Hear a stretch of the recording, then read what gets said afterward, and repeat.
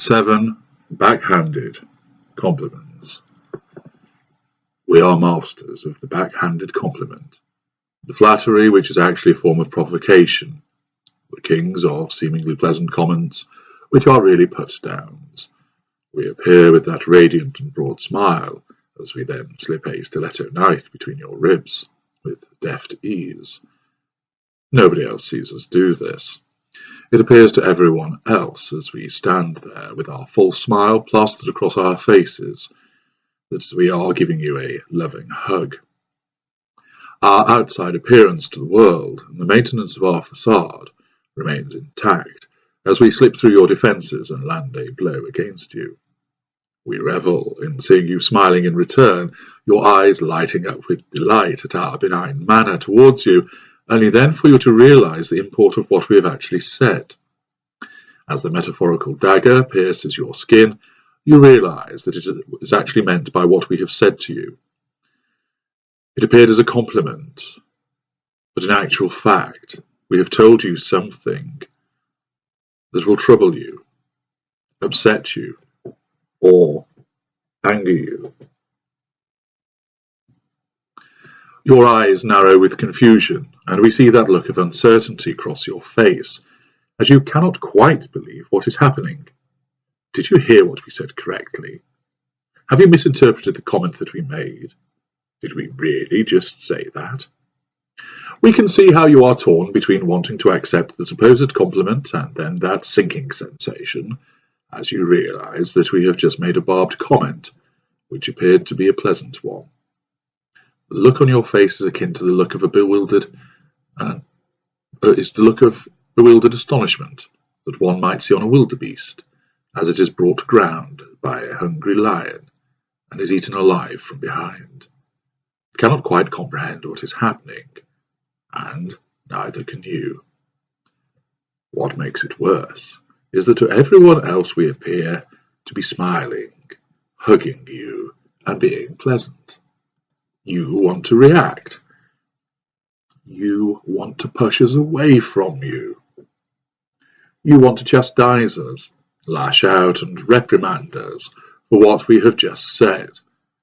But the way that we framed this backhanded compliment means that you would appear mean, ungrateful, and churlish if you did so. Just as we remain close to you, holding you, dagger still lodged between your ribs, as we slowly twist it, you can do nothing but remain where you are, as everyone else looks on thinking that we are being pleasant to you. We know that because you are a decent and pleasant person, you are conditioned to accept the compliment and not rail against it, even when you realise that it is actually hurtful. This allows us to see just how strong our control over you is. If you react to the barbed comment and lash out at us, crying or shouting at us for our remark, then we gain fuel. If you remain silent and confused by it, unable to mask your hurt and disappointment, we still gain fuel, but we also derive a significant indication of our power over you. We are able to make a hurtful remark seem like a compliment, and you have to accept it. This is a useful way for us to put you down whilst appearing to be pleasant. It also allows us to reinforce our perceived superiority over you through the application of this control. This technique also utilizes our favoured mechanism of plausible deniability. There is a degree of ambiguity whereby, if you attempted to pin the blame on us for precisely what we have intended to say, we would be able to reject that assertion.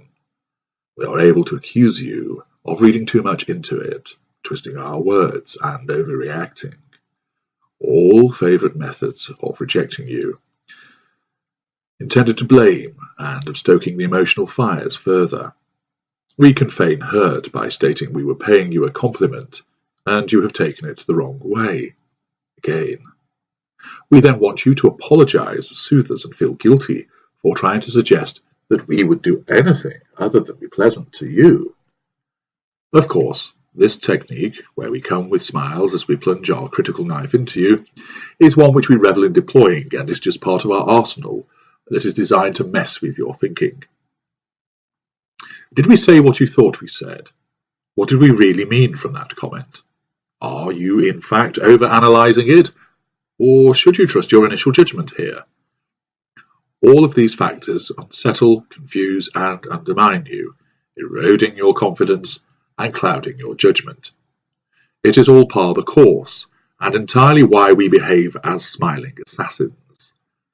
There are numerous ways this is done, and here are 7 of the often used backhanded provocations. 1. Condescend. We will talk to you in a condescending tone for the purpose of belittling you, making you feel inferior, and causing us to look far better by comparison. We offer unwanted advice, talk to you from the position of always knowing what is right and what is best. Of course, should you challenge this overly paternalistic approach to the way we deal with you, we will point out that we only want what is best for you, that we are only trying to help you, and so have your best interests at heart. Is it a crime to do that for you? Number 2. Insider jokes. We will engage in making comments which cause members of our devout coterie to laugh and giggle, but you are left in the dark as to what is so funny. We will use terms that amuse us and our followers considerably, but seem meaningless to you. This will make you feel uncomfortable and isolated, and if you should commence some kind of protest, we will point out that we have not involved you because you will be bored by the silliness, thus inferring you have no sense of humour, but making it seem as if you are above our schoolboy sniggering, and, for you, this appears to be a good thing. Or that you would not be interested in our style of humour, because you are too highbrow for such base comments and observations. Number 3. Our ex.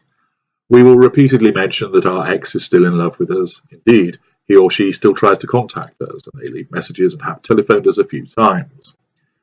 Of course, we will tell you that you have no need to worry, because that was in the past, and we are with you now. You are the person that matters. This is designed to make it appear like we can brush aside the presence of our ex, because we are in love with you. In fact, although it sounds like this, we use it as a means of securing carte blanche for mentioning the ex on many occasions, so it unsettles you. Of course, you are hamstrung from saying anything because that would make you seem insecure, and you do not want to show that that is true. Thus, we feel free to keep making mention of our ex and continue to triangulate them with you. Number 4. Ignoring you. We ignore you and dole out a silent treatment which all of the fuel providing and control ramification which arise from this particular manipulation. Should you even begin to protest, we point out that we are so glad we are with you because you understand our need for space and some time to ourselves. This appears like a compliment and is designed to flatter you into allowing us to keep doling out these silent treatments as and when we want in order to ignore you, because we can then focus on gaining fuel from other parties when we are apart from you. Number 5. The ex again. We talk incessantly about the qualities of the ex, highlighting all of their many wonderful attributes, which of course is a sudden change from when we were calling them the demon spawn when we first seduced you, but that's all changed now. We babble on about how marvellous they are, the funny things they said, how beautiful they looked, the achievements they secured, and so on, before telling you that we are so pleased that you are so understanding that we can talk about past relationships with you. This supposed compliment restricts you from commenting adversely, but we know that inside you are fuming and desperate to reprimand us in some way. How we delight in knowing this and seeing you trying to maintain a pleasant smile when inside we know you are dying. 6. Flirtation.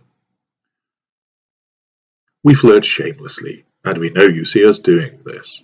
We also know how it hurts and angers you, but we fire a compliment your way by telling you that it is refreshing to be with someone who allows us to be ourselves, someone who is not jealous, and someone who is so trusting. These compliments are designed to keep you quiet as we get on with doing what we please. We draw fuel from those we flirt with, and all the while we keep casting backward glances to the trusting you, seeing the gathering anger or hurt in your eyes. 7. Spending time with others. We spend time with other people. It may be chatting someone up in the bar, hanging out with our friends, chasing down new prospects, wowing the crowd at a work function, and so on. This blatant fuel gathering is crucial to us, And when we wander in later after our third consecutive night out, we head you off at the pass by praising you, by saying how lucky we are to have someone who understands that because they get all of our attention most of the time, we need to be able to spend some time with other people. Once again, this comment is designed to back you into a corner and have you standing, arms crossed and fuming, teetering between our control and providing us with even more fuel.